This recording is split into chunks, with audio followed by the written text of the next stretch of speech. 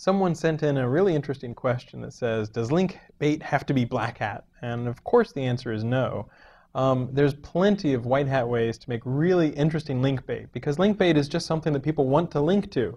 So an example can be a resource, open source software, a good service, something that's got a gimmick or a hook that people really like, so they share it with their friends. So I wanted to share one example of white hat link bait that I had seen recently that was really pretty interesting. There's a site called Dolores Labs, and what they work on is trying to use Amazon's Mechanical Turk in some interesting ways. So for example, they took the top 200 people on Twitter, and this was a little while ago, so I don't know if they got Ashton Kutcher and CNN and all that, but you know, Barack Obama, Kevin Rose, they got me on the list, Guy Kawasaki, and they said, okay, on Mechanical Turk, Amazon's Mechanical Turk, we're going to give, you know, each person some of his recent tweets. You know, what are the tweets that this person is doing on Twitter? And give me 5 adjectives to describe this person.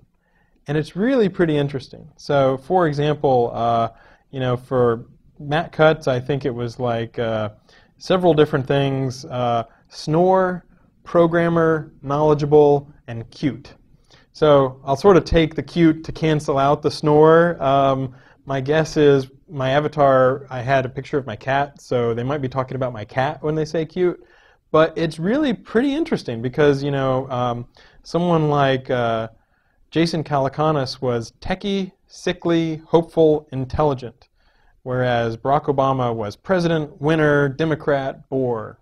And so there's all sorts of, you know, like really fun things where people paid these people on Amazon's Mechanical Turk to say, okay, tell me about these top Twitterers. Now, as far as link bait goes, this is really addictive, right? Because how can you not be interested in this if somebody's talking about you and what are you like? Guess how much they spent on this? They said it was about $25. So, you know, all these people who are like, you have to go buy links, you have to go spend a ton of money on viral conversations. No, sometimes it's as simple as just coming up with a really creative hook. And in this case, they found a way to engage the community. They found a way to even, you know, sort of judge whether someone was smarter or dumber or more entertaining or less entertaining. So for example, I was listed as very smart, but really not all that entertaining. It's kind of fun to just look through, and it's very addictive to talk about who are the top people on Twitter and what are they like.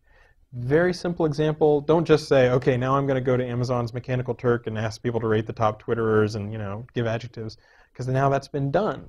But if you come up with your own creative idea, you can often fund that idea for very little money, come up with something that people want to link to, add to the conversation on the web, not just, you know, repurpose or republish or rehash old ideas or old opinions, and give something that people get excited about. And that's the sort of way that you can really attract links.